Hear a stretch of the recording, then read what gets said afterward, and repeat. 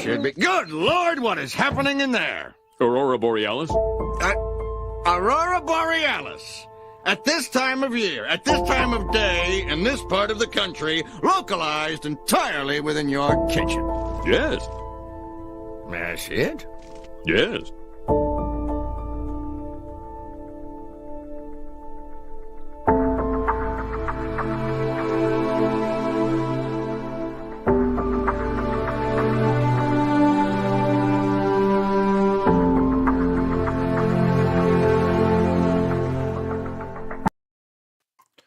Welcome to God is Open. I am your host, Christopher Fisher. Today on God is Open, we got a special treat. We got Ryan Mullins, his podcast pulled up, and he recently posted this to the God is Open Facebook page to talk about his ideas about how God's passability works with his ideas of omniscience. And we don't get a good understanding of what he means by omniscience in this particular podcast, but when questioning him, I did ascertain that he believes that God's knowledge is unfalsifiable. So that's the type of omniscience we're talking about. So we're going to go ahead and listen to his arguments. He plays some music first. I think it was sometime last year. Yeah, so this guy, Ryan Mullins, he definitely has a voice for podcasting. I'm very jealous of him. He also has a pretty decent haircut, too. Also jealous of that, so it seems like all-around decent guy from what I could tell, so that's good. Here, Tyler asked me to look over this paper and give him some feedback, and I was really excited because it was the exact issue that I wanted to address in future work. I do think that there is a problem here that needs to be figured out, and it was really great to see some of my friends put some serious thought into how the problem should be formulated, because that is exactly what I needed. I needed a clear statement of exactly what the problem is supposed to be. As I'll explain in a little bit, various open theists have pushed similar worries against the combination of passability and foreknowledge, but I can't always figure out exactly. He does this like Dan Carlin thing throughout his podcast where he kind of goes on side tangents and trying to gather, I guess, engagement, try to build pictures in the audience's mind. And it's not a bad thing to do, but it's just a little thing that some podcasters do. Exactly what the problem is supposed to be. So Mike and Tyler have done all of us a really great service by attempting to clarify what the problem is supposed to be. Well, all right. With that said, I think it is best to just define some terms. So let's start with neoclassical theism. As I've said on many occasions, the concept of God is that of a perfect being, which is the single ultimate foundation of reality. A model of God will offer a unique set of claims about which attributes explain why God is perfect, and then what it means for God to be the foundation of reality. So he's interested in perfect being theology. And so these are his priorities, his goals. What makes God the perfect being? Things that make him a lesser God would be discarded, and things that would make him a better God would be affirmed. And so we don't fundamentally, myself and him, share philosophical priors. I would deny all of that as probably nonsense. A lot of it's subjective, and it's a very arbitrary way of looking at the world. But if that's your thing, go for it. And most models of God believe that God is a necessarily existent being with attributes like aseity and self-sufficiency, eternality, maximal power, maximal knowledge. So just ask yourself, as he's going through all these attributes, how many of these are described in the Bible? It's very interesting that we got this very deep and long historical religious text that spans thousands of years of writing, all these different authors, and these concepts aren't quite found within that text. And so you kind of see the divergent worldviews, the Greek philosophical worldview and the Semite, the Jewish priorities when we're talking about God. Like Paul says that the Greeks, they care about philosophy, and the Jews, to Jews, a Christ is a stumbling block. What's the quote offhand? Maximal goodness, perfect rationality, and perfect freedom. Those are not controversial claims. So classical theism says that there are 4 additional attributes that explain why God is perfect. And those are timelessness, immutability, simplicity, and impassibility, just like I've talked about on the show many times before. So classical theists also think that the modal scope of God's knowledge extends to the future. And there are different accounts of how God gets the knowledge of the future.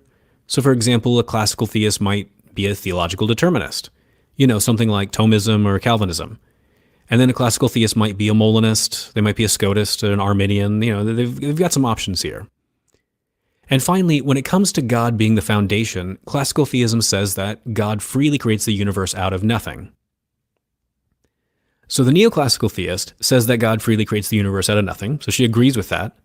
And she also agrees that the modal scope of God's knowledge... I think it's funny he's using the feminine pronouns. If you go into any theologically dominated spaces, it's mostly all men. Like, I ran the stats after I listened to this, and he's using the female pronouns. I went to God is Open, and I pulled up the stats there. 80% men. Theological spaces are overwhelmingly men. And so you probably don't have to go out of your way to use feminine pronouns unless you're trying to virtue signal. Knowledge extends to the future. And the neoclassical theists, just like the classical theists, they've got different accounts of how God gets that knowledge of the future. They could be a Calvinist, they could be a Mollinist, they could be, all sorts of things. So what makes neoclassical theism unique is that it says that one or more of those four classical attributes needs to be rejected. So some people like Linda Zagzebski, they'll reject impassibility, but retain the rest of the classical attributes. Then other people like John Peckham, they're going to reject all four of those classical attributes. And so the neoclassical theist has options because of the, unfortunately fuzzy nature of this model of God. Now, the open theist agrees that God freely creates the universe out of nothing. They want to affirm creation ex nihilo. But the open theist denies that the modal scope of God's knowledge... Unless you're Thomas Ord. I had Thomas Ord on the program to talk about his ideas of creation. And so just, type in God is Open, Thomas Ord. You'll probably find it. So it's not mandatory to believe in creation ex nihilo if you are an open theist. But he's probably generally correct. Knowledge extends to the future. God does not know exactly how the future will unfold because what will happen in the future is not entirely settled. And then the majority of open theists, they reject all four of the classical attributes. So the emphasis for today is on neoclassical theism. So say you're like me or John Peckham, John Feinberg, or William Lane Craig, you're something like that. You want to reject all four of the classical attributes. You think that God must be passible, but you also want to affirm that God knows the future. Is that a problem? Maybe. Let me define a few more terms, and then we can get into what the problem is supposed to be. So to say that God is passible is to say that God can be moved or influenced by things that are external to himself for his thoughts, emotions, and actions. And then further, God can have any emotion that is consistent with his perfect rationality and his perfect moral goodness. An emotion is just a felt evaluation of a situation. Just notice the way he talks about God. God is like a formula. And so God is impersonal being that is forced to fit certain patterns and certain formulas. You just add the inputs and outputs God. And so this is a formalistic way of thinking about God. Again, I would contrast this with the Semitic way of thinking about God, that God is a person. And God has desires, God has motivations, God has priorities, God faces trade-offs in the world. God tries various things in order to get things done, and it's not a cut and dry formula. And so it's just a different way, I guess, of looking at God and the world. But what he's going to try to do here is the purpose of this is to say that God has, he doesn't actually go through and define within this podcast what he means by omniscience. And what he actually thinks of omniscience is that God has some sort of unfalsifiable knowledge. And this knowledge is going to probably resemble the classical notion of omniscience, in which it's not things that could fade into memory and then be recalled. It's all knowledge, all present. There's no discursive thinking within God, all at the forefront of God's mind at all eternity. Keep that in mind, because that's going to be critical here. I think he pulls a bait and switch like we see with Mullins quite often, where they use analogies that fit people, but their analogies fall apart because they believe God's knowledge, which they're analogizing, is inherently different in critical ways than human knowledge. So I would definitely agree that impassibility or passability, that God can be affected, is compatible with future foreknowledge if you're just using all normal dictionary definitions with loose meanings that's verified after the fact, the normal way we talk about knowledge. I know I'm going to work tomorrow, right? That type of knowledge. That type of knowledge is falsifiable. It could turn out to be false, even though I knew it previously. And if it does occur, people wouldn't say, oh, you didn't know that, anything like that. That's just not how we talk. But using the philosophical definitions, compare that to how we talk in everyday life. Yes, I believe that God could have foreknowledge of future events. I don't think that when the Bible uses the word aprognosko, for knowledge, that's talking anything like what we in the American world, when we use the word foreknowledge, is talking about entirely different concepts. But yes, within the Bible, God does know things that will happen in the future, but sometimes the things that he knows will happen just don't happen. They don't occur. And sometimes God has regrets for his own actions. But we'll go ahead and hit play here. A passible God's emotions will perfectly track the values in the world and be appropriately fitting to each situation. So what about empathy? People who affirm passability, they seem to be divided over the extent to which God can be empathetic.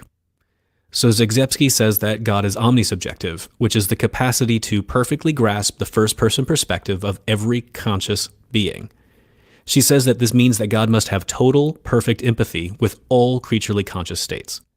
So just think about what that idea means.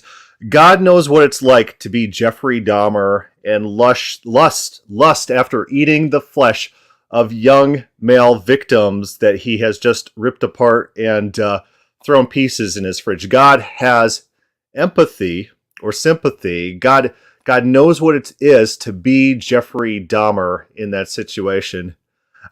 It is a claim. I do got to admit that it is definitely a claim. Now, some people who affirm passability, they're unwilling to go that far because they think that there are certain logical, metaphysical, and maybe even some moral constraints on how much empathy God can have. For this episode, I want to just keep it really simple, and I'm just going to stick with omnisubjectivity. So if you want to affirm omnisubjectivity, you are relying on a well-known distinction between propositional knowledge and phenomenal knowledge. Propositional knowledge is... So just keep tracking the argument. Remember, he talked about perfect being theology. And so he's saying, I have a formula here, and he's not saying that it's his personal formula, but he says, since we all value God being a perfect being, someone proposed this formula here in which God has omnisubjectivity, that God knows what it's like to be all people at all times. And so now we need to argue and think it out to see whether this dignum Deo, whether this is fitting of God, and if it is, if it makes him better than it wouldn't, if it makes him better than otherwise, we're going to affirm this formula onto God. So this is how modern theological philosophy debates work. You set your value structure, and then you argue the metaphysical details, the formulas. Again, I don't think God is a formula. I don't think God follows formulas. I think he's a person with independent thoughts and interactions, and he doesn't have to follow formulaic structures. But I think that's actually the picture that the Bible doesn't talk anything like this. Like, God knows what it's like to be Abimelech. I don't know about that. God knows what it's like to be King Ahab. No, I don't know. Probably not. I wouldn't say that the biblical authors had that in mind. Is sometimes referred to as knowledge that. Simply knowing that something is the case. For example, I know that the rain in Spain falls mostly on the plain. That's a reference to My Fair Lady, which I love the reference because the movie's fantastic. I need to force my kids to watch it. That is a different kind of knowledge from phenomenal knowledge or experiential knowledge. This is usually referred to as knowledge of what it is like. There's something that it is like to experience the rain in Spain. And that experiential knowledge is not the same as merely knowing that the rain in Spain falls mostly on the plain. There's a difference between knowing that it is raining and knowing what it is like to experience the rain fall on you. Now, pretty much all of the definitions of omniscience focus solely on propositional knowledge. Yeah, I took a William Lane Craig clip, and in one of the 2-minute open theism videos, I played that clip in which William Lane Craig is explaining that God doesn't have experiential knowledge. God doesn't have experiences, which adds to some sort of experiential knowledge. That's not what omniscience is talking about in his views. And I'm not sure how he factors Jesus into that equation, but that is the classical view, that God cannot gain knowledge. And so experiential knowledge in which you now know what it feels like to encounter certain situations, that's typically, in the classical definition, not part of God's knowledge set, and he's not going to gain that and add that to him, because that would be change, that would violate simplicity, that would violate his dependencies on the world, his self-sufficiency, those sorts of things. And so typically classical theism is going to deny that. But of course, he's talking about neoclassical theism, which is using modified lists of attributes and different formulas, it appears. It's a very standard claim to say that God is omniscient and that God knows of the truth values of all propositions. But what Zagzebski is claiming is that there is more to know about the world than mere propositions. That's true, yes. There's all this phenomenal and experiential knowledge to be had as well. Hence why she thinks that omnisubjectivity gives us a better way of filling out the concept of omniscience than just merely propositional knowledge. Okay, so far so good. Next we need to talk about foreknowledge. Since I'm trying to defend a neoclassical model of God in this episode, I will stick with some really generic claims made by Calvinists and Mullinists. For those of you listening who are Calvinists and Mullinists, you can insert your favorite logical moments into the life of God as you see fit. But here's the big idea. Creation ex nihilo says that once God was all alone. Prior to God's creative act, there was God and nothing else. So in this pre-creation moment, God knows all of the possible universes and timelines that he could possibly bring about. All of these possibilities, they're just ideas in the mind of God. Nothing more, nothing less. And then God selects a particular universe with a particular timeline. And on the basis of that decision, God knows exactly how the future will unfold. I think that's a misinterpretation of Mullinism, because Mullinism doesn't have God with dependent knowledge. His knowledge isn't dependent on his decisions, because that's a generated knowledge. That's a knowledge from outside himself. That's a knowledge that's not completely with him. So they do put up logical priorities, but the ones who are pretty deep into Mullinism, I think they'd be very hard-pressed to say that God's knowledge is dependent on his decision to create, that his knowledge could have been otherwise. There's potentiality in his knowledge, right? It's like the knowledge is unfalsifiable, as Mullins agreed on the God is Open page. They believe the knowledge is unfalsifiable. So God's foreknowledge is God's knowledge of exactly what will take place. Now notice that I said what will take place. This is affirming that God's foreknowledge is propositional. In fact, it is affirming that God's foreknowledge is of tensed propositions. Tense propositions are temporal propositions about what was the case, what is the case right now, and then what will be the case in the future. And so my claim is that God's foreknowledge is just merely propositional. And this is a fairly common claim, though I'll soon discuss some people who want to push back on this point. All right, so we've got enough definitions. What is this problem? Where did he find these people that push back? He's rolling in interesting circles of people. For affirming passability and foreknowledge. So the open theist William Hasker, he kind of puts the problem a bit like this. He could say, look, Ryan, I see that you affirm that God is passable. Good, you've been reading your Bible. But you cannot say that God is passable and that God knows the future. Only open theism allows you to affirm that God is passable. So Hasker could say something like that to me. To which I would respond to Hasker. Yeah, absolutely. Does God change? Right? Is God simple? If God is immutable, if God is simple, if God is timeless, then passability doesn't make sense. We're not talking about God being moved from creation. You're denying basically every single classical attribute. Simplicity, self-sufficiency, timelessness, immutability, God being moved from outside himself. God is dependent on the world. And it's hard to imagine people. I don't know if Ryan Mullins is actually making that point. Maybe he is. Or why should it think a thing like that? Well, Hasker can say the following. And in fact, here's what he does say. He says that there are two characteristics to the biblical description of God's emotional life.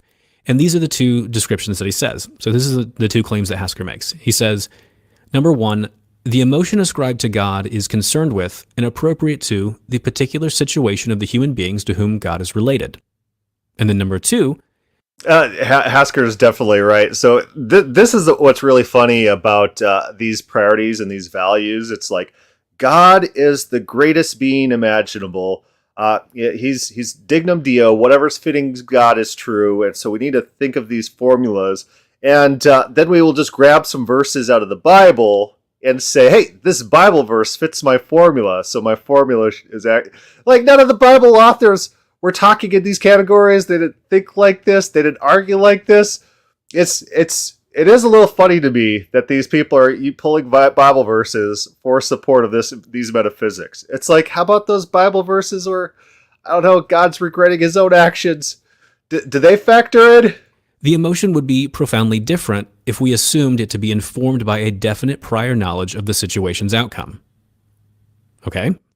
So what Hasker has in mind... So that actually is one of the arguments, is that God could have actual regret when he sees, even though he has complete foreknowledge, he could have actual regret when he sees events play out. So let's say I put on a movie, and it's a sad movie, and I've seen the movie before, and I know it's going to be a sad movie.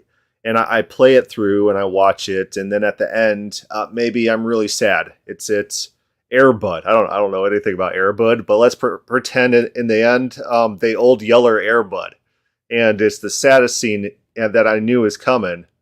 Might be very sad with the old yeller Air Bud, and I might feel emotions during that scene that I knew was coming.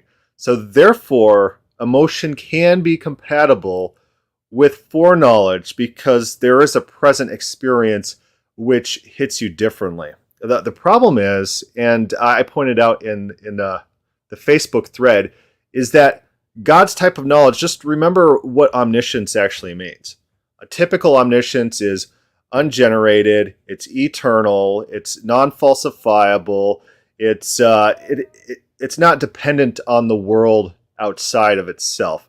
And it's in God's mind, it's not discursive, it's in the forefront of his mind at all moments. And so how is God, with that type of propositional knowledge, in which doesn't change, isn't mediated, how is that used? How is he not experiencing all those things all at once for all eternity in that model in which he has that type of propositional knowledge? It's not like us. It's not like me putting a movie in the back of my head and having that movie play out, and now it's more real and now it's more immediate, and I'm as a third party absorbing this information to myself, processing this information, thinking about this information, and reliving these old experiences, right? This type of knowledge that we have, that's how we could feel sadness for movies in which we know the ending of the movie when they old yeller Air Bud. But he seems to he likes to give some definitions of some things, but he doesn't go into very much detail of what he's trying to make passability compatible with. He wants to define passability and then talk it out.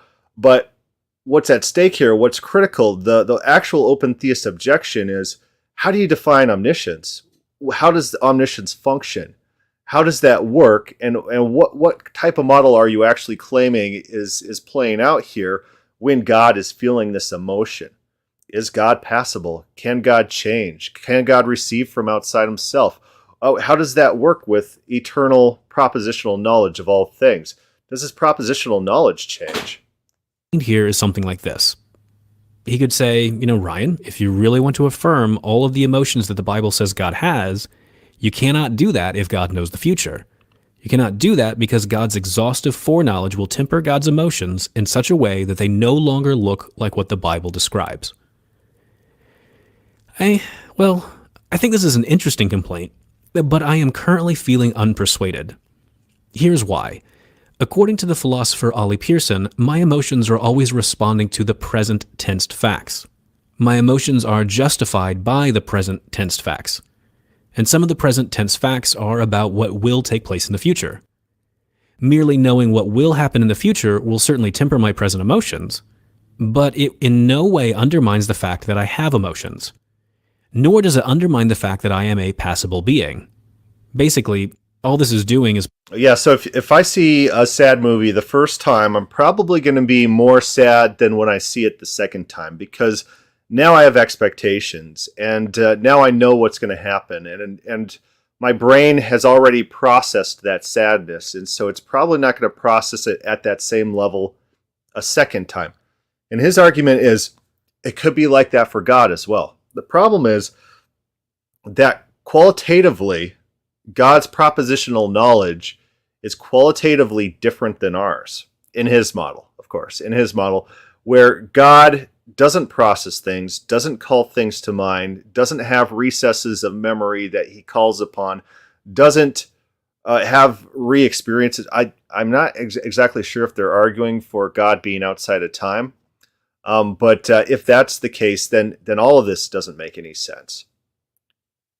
Pointing out, very common emotional experiences that all of us have. So consider the classical example from A. N. Pryor's "Thank goodness that is over" argument for the tense theory of time.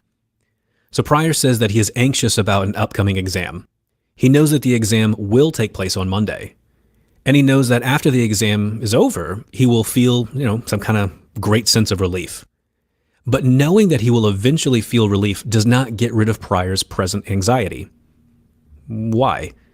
Well, because it would be irrational to feel relief when the exam has not yet taken place. The present facts are that the exam is upcoming, and that justifies Pryor's emotion of anxiety. I mean, you could probably say that Pryor's anxiety is tempered by this knowledge that the exam will eventually finish, but that does not undermine his entirely justified anxiety. Well, consider a different case. There's this guy named Jesus Christ. He predicted that he would suffer and die on a cross and be raised 3 days later. The night before he was crucified, he prayed that the Father might spare him of his forthcoming crucifixion. Jesus had already stated that he will in fact be resurrected in 3 days. But for some reason, this knowledge about what will happen in the future, it doesn't seem to get rid of his anxiety about his upcoming crucifixion. Why?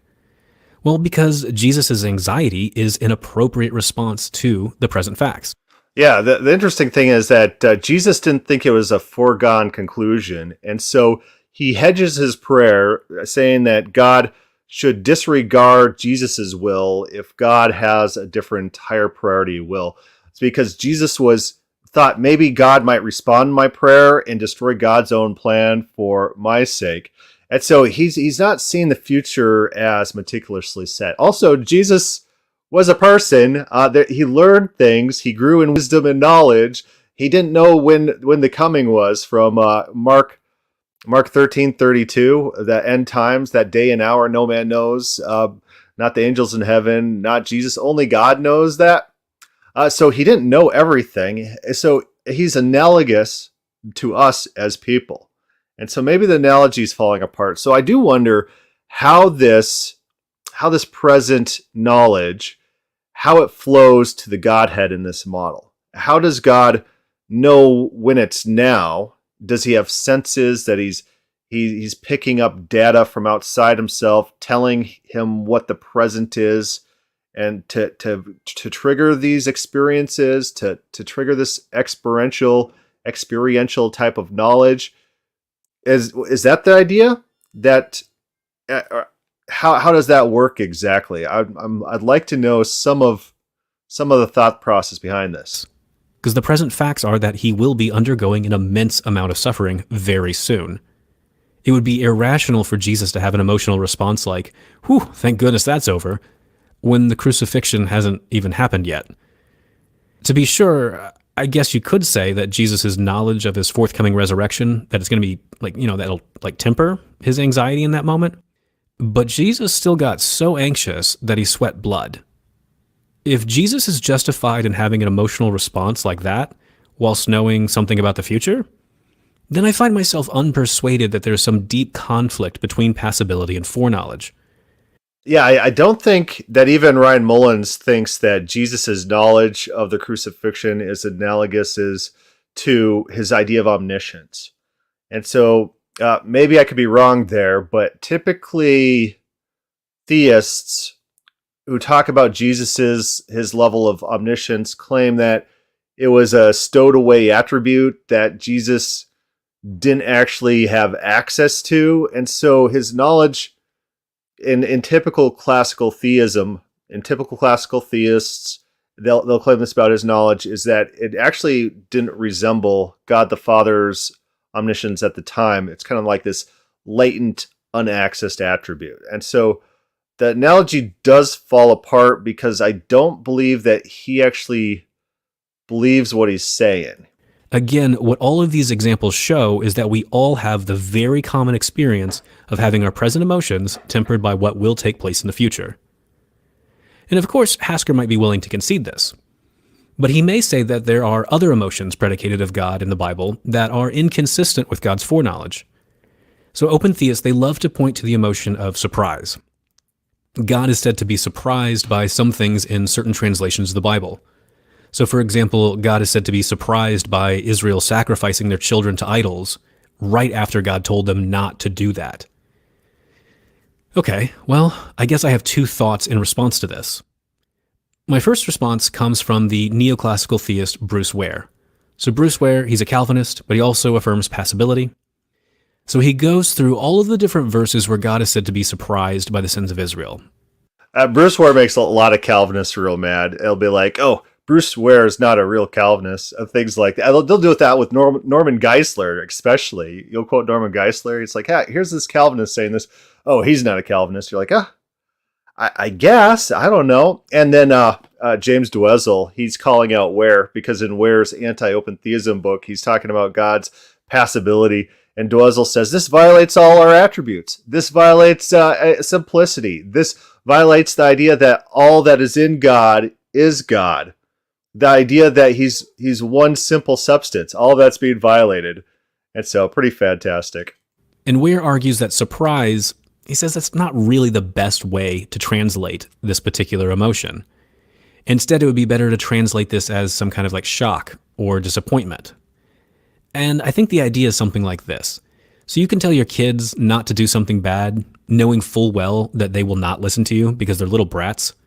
And then when you catch them doing that bad thing, you may very well say, ooh, I'm surprised by this. But that's just a bit theatrical to make a point to your children. What you really mean is that you are shocked. You're disappointed. You're upset. You're pissed off. You told them not to do it. And you knew these little brats were going to do it anyway. And yet here we are. They did the bad thing, and you are super pissed off. Did knowing that your kids would disobey temper your disappointment? Probably. So he's not wrong in what he's saying, and that's why it's really critical to point to verses in the Bible where God's having monologues to himself for one thing. It's not like he's speaking idiomatically to an audience. Like Genesis 6, God saw the wickedness of man was great on the earth, and God regretted he had made man. And God said to himself, he said, I'm sorry I've made man. And so the regret there is not directed at the event. It's not like, oh, I'm sorry things have turned out this way, like you might do with your kids. I'm surprised you guys are acting this way in his example. But the regret is focused at God's own actions. God is regretting his own actions gave him regret. If he were to do things all over again, he wouldn't have done them.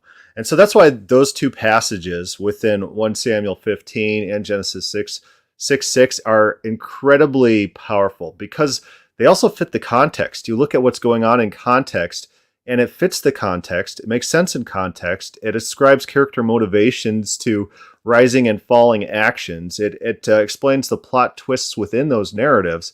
It just fits as a whole with what's going on in the story. So it's a lot harder to try to do the hand waving where it's like, well, it could be this other thing where he's using a little bit of rhetoric, right?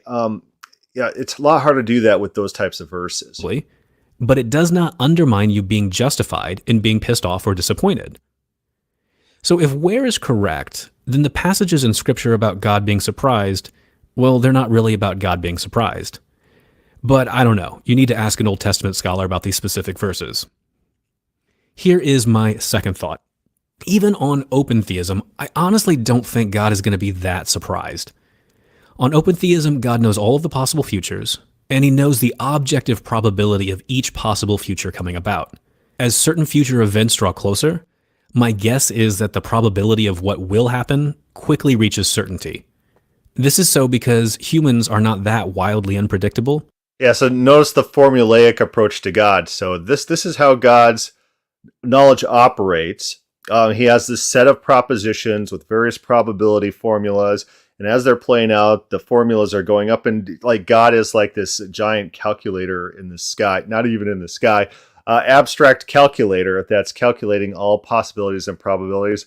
In the Bible, God's trying things. He says, "What more could I have done, Israel, to get through to you? I've done everything, and now I'm just going to destroy you all because, I throw my hands in the air and give up. It's just not working, So it doesn't seem like there's no like passage where he's like, I ran the probabilities on various potential vectors of human history, and we tried to follow the best matching path of possible outcomes, and it didn't quite materialize the way that the probability functions were pointing to. Yeah, there's a low probability over there's not a passage like that.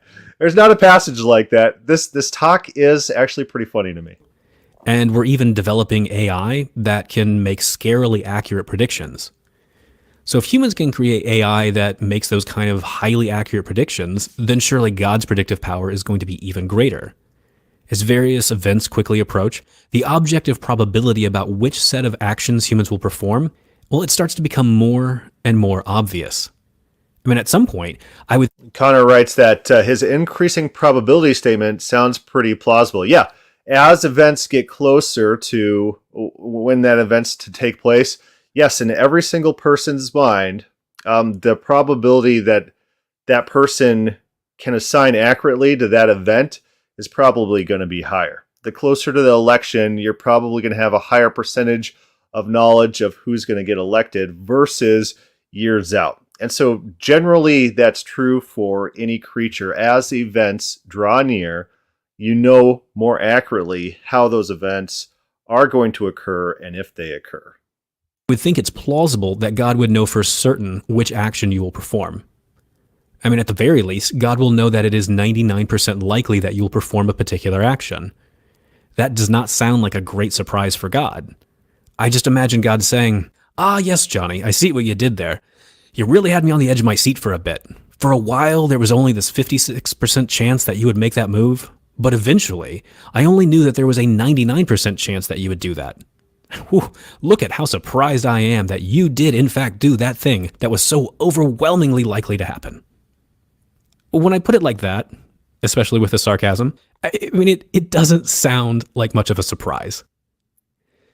So if God being surprised on Calvinism and Molinism, if that's a problem, I think it should also be a problem on open theism. Sure, on Calvinism and Molinism, God knows with 100% certainty what you will do. And on open theism, there might be cases where the certainty is lower. But how low could it really be without undermining God's providential control? So here's the argument. Let's visualize this. That God has all propositional future statements in his mind at once. So just kind of imagine like a stock market, and you have all the stock listings, and in real time you see them increase or decrease, changing different levels of value. It's like that for God, but for all propositions, and they have a percent chance actualization bar that gets closer and closer to 100%, the closer that it comes to happening, and then it fades towards the 0% as it becomes less likely. And so he's saying that God really shouldn't be surprised because he should be monitoring all those probability bars in real time to see which ones are headed towards the 100% actualization phase, and which ones are pulling off and going towards zero. And so he should be having this meticulous providential understanding of all things which are coming and about to come in such a way that he's not taken off guard. And so, if God is watching the world, if God's knowledge is mediated, this would actually destroy his argument, because he's saying he wants a model of open theism which ascribes a model of omniscience in which God has access to all true propositional facts without any mediation. So it's not like God watches to see. It's not like information is coming from outside of God. It's that God just intuitively knows all these propositional facts and even the percentages in the future. And so that's the basis of this claim. But the Bible doesn't seem to work like that. A lot of times things are coming to God, reports are coming to God, angels are reporting to God. It tends to be mediated knowledge. God watches the world. And if you're just watching the world, yeah, you could probably be surprised by things that are coming on if you have a mediated knowledge. Especially as the timeline progresses, the certainty just gets higher and higher. And that does not sound like a recipe for God being surprised. So I don't find this particular argument from Hasker. It would be, depending on how wildly the probability swings happen as well. And so if there's something that's edging, let's say Predictive has Trump winning the 2020 election, has it at 90%, and then all of a sudden at like 3 a.m, it swings all the way down to like 30%, and then it's 0% by the next day.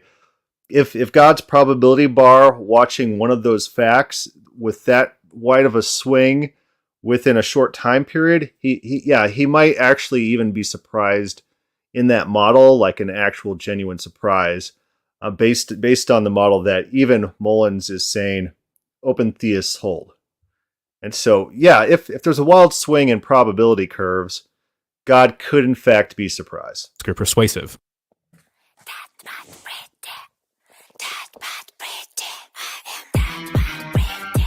I don't know what's going on here. Fast forwarding. There's a direct quote. He says, "Why would God want to go through history with us as it unfolds when he already knows everything he and we will do? For the same reason that the person who meticulously plans every detail of a business meeting or a worship service still wants to attend. For the same reason that someone who knows all the lines of every actor in a play still wants to experience the live performance. Knowing intellectually the blueprint for what will happen cannot take the place of experiencing the actual occurring of everything that is planned. As we saw in nuancing the divine attribute of omniscience, there is a difference between propositional knowledge and experiential knowledge. God's knowing propositionally everything that will occur because he has foreordained it. It cannot take the place of experiencing history's flow as it passes. Knowing that I will seek his help in times of trial and that he will respond cannot take the place of actually hearing my prayer and then responding to my need. No, the doing of history is not boring for the king who has planned each moment." And these are valid arguments. It's like, even if you know how a movie is going to turn out, you might want the experience of watching the movie. So there's not anything inherently wrong with this answer that he's giving right there. Of it. Okay, so what you see in Feinberg's reply there is that distinction between propositional knowledge and phenomenal or experiential knowledge that I mentioned earlier. So Feinberg is saying that God's foreknowledge is only propositional, but some critics disagree. They just don't think that's quite right. So listen to what the open theist Richard Rice has to say here. So here's what Rice says. Here's a direct quote. He says, "The traditional view of divine foreknowledge collapses any distinction between anticipation and realization. According to the classical view, God's knowledge of the future is exhaustive. God knows the entire future, the future in all its detail. If so, then God not only knows exactly what will occur, God also knows every aspect of his own response to what will occur, and to know that, in effect, is to have the experience already. If God foreknows all, then God experiences already includes all. Actual occurrences contribute nothing new. So that's Rice's statement. I disagree with Rice here. I think this ignores the distinction between propositional and phenomenal knowledge that most people want to make. Yeah, so how does God receive this phenomenal knowledge? Does he have senses? How does this work exactly? And so he seems to be positing that God, in his view, has two different fact receptors. The fact receptor for propositional knowledge is one set, and then God somehow receives experiential knowledge with a different set of knowledge, something like that. And I guess that model does work out, but I still don't see how, if you have all propositional knowledge at the forefront of your mind, non-discursively from all eternity, how you could actually go about with an experience, right? And how are you taking in new facts to cue those emotional cues? What's changing is he claiming that there's no actual relationship between known propositions and how our emotions work, how our experiential knowledge works? Is that the claim? I don't think that's a valid claim. I think what we know and how we think and how we process facts has a lot to do with our emotional state. And I think the effort of redigesting movies and having them come to prominence in our mind again adds to our experience, and that's primarily why we rewatch movies, because if that movie was at the forefront of our mind eternally, simplistically, and non-discursively from all eternity, there'd be no reason to watch the movie. It'd be like you're watching the movie right now as we speak. It's not going to be like a new experience because it's all there. God can only experience what presently exists. Future events do not yet exist for God to experience. Nothing about knowing that I will respond to certain future events will give me knowledge of what it is like to actually respond. I can only have that experiential knowledge by actually experiencing the response when it happens. Now, Tyler and Mike, they want to push back on this claim too. This is what we heard in the previous episode. And what they do is they point out that Linda Zagzebski wants to extend God's omnisubjectivity to counterfactual knowledge of all possible worlds. Basically, it sounds like she wants to extend omnisubjectivity to God's middle knowledge. And I'm quite favorable towards Mullinism, but I don't think the Mullinist should extend omnisubjectivity to God's middle knowledge. Before explaining my disagreement, let's see why Zagzebski wants to make this claim. All right, let's go look at what Alan Rhoda actually responded to this podcast, and here's what he wrote. He says, "You're right, Ryan. I don't like your take in the first two segments because the original claim was Alan Rhoda is going to take some issues with it." Alan Rhoda writes, "The first segment, it's objectionally focuses on foreknowledge in abstraction from providence.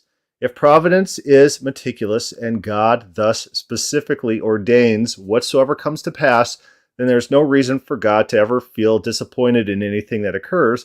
Whatever happens, he is getting exactly what he wanted, and on Calvinism, what he ultimately caused." That's true. If we're dealing with the Calvinist viewpoint here, disappointment doesn't make sense. And that's the Geisler model. That's a Bruce Ware model. Now, in the second segment, you propose that the actual experience of things might give God a kind of experiential knowledge that a meticulous providential decree by itself would not. I disagree. I think that this idea objectionably understates how vivid a divine simulation would have to be. On the pain of undermining the intensive perfection of divine omniscience, we have to say that God's meticulously imagining a world would be just as vivid, this is actually a really good point, just as vivid as the actual experience thereof. So his argument is that basically because God has this type of omniscience in which all facts are known to God at the forefront of his mind, non-discursively, not dependent on anything outside himself, that's just a eternally simple knowledge that's indistinguishable from events as those events happen, Therefore, God shouldn't be changing emotional states. And that's basically what I argued, just, I guess, in a different way. On the pain of undermining the intensive perfection of divine omniscience, we have to say that God's meticulously imagining of a world would be just as vivid as the actual experience thereof. Given meticulous providence, the only difference would be God's knowledge that he willed this world be actual, a bit of knowledge that derives wholly from God and not at all from creation. Well, it doesn't derive from anywhere. Remember, God's knowledge needs to be ungenerated in classical models of omniscience. It's not being addressed by anyone in the conversation, but that is the classical model. I'm going to hit play here real quick, and we'll see what else is said. It's wanting me to sign up for something. So Zagzebski says that this extension of omnisubjectivity would help God figure out which universe to create. The suggestion seems to be that God would use his omnisubjectivity to empathize with all possible creatures. This would give God knowledge of exactly what it would be like to create and sustain the universe in existence. And so on the basis of this, God can have a fully informed decision about which universe to create. That's an interesting suggestion, but I demur at this suggestion. I don't think it makes sense. If I empathize with you, there is something about you in your particularity that grounds my empathy. I cannot properly empathize with you if you do not yet exist. So consider a couple who is trying to get pregnant. The couple will start imagining what their life will be like with their future kid, but they are not empathizing with their future kid. I mean, there is no kid to empathize with because the couple is not even pregnant yet. Instead, they're just imagining or simulating what it would be like to have a kid. And imagination and simulation, I mean, those are important ways that we... All right, I think we get the idea. Let's finish off Rhoda's quote and see what else he says. Then we'll probably end there. He says, in short, given meticulous providence, whether of the Mollinist or Calvinist variety, all information about creation apart perhaps from what time is it now is fully available to God from the moment of the divine decree. And that's interesting. Like William Lane Craig doesn't think that God is timeless. He doesn't also think that God is simple. And so when we're dealing with people, it would be nice if we had like a list of attributes, negative attributes that they affirm or don't affirm, something like that. So we might you might make the mistake of assuming they are affirming an attribute that they don't. But he says, and none of the information owes anything to creation itself. Yes, in all models, God's knowledge is ungenerated and non-dependent on creation. I think that is pretty critical here. And none of the information owes anything to creation itself. I submit that a robustly passable God is only possible if meticulous providence is false. Yeah, I'd say meticulous omniscience, a classical omniscience, is incompatible with passability, with God experiencing things and processing those experiences and doing things with those experiences, because he basically has this type of knowledge of facts, of figures. He has this knowledge of propositions that is identical to this experience that is supposed to trigger these types of emotions. It doesn't make sense that he's experiencing things in real time. It's not analogous to us at all. It's a qualitatively different type of knowledge. All right, we're going to probably end there. We are going to end there. God knows we're going to end there. And so thanks for listening. Leave a comment, leave a review. If you read my book, leave a review on Amazon. That'd be good. Or start a thread on the God is Open Facebook group. Thank you for listening. Bye.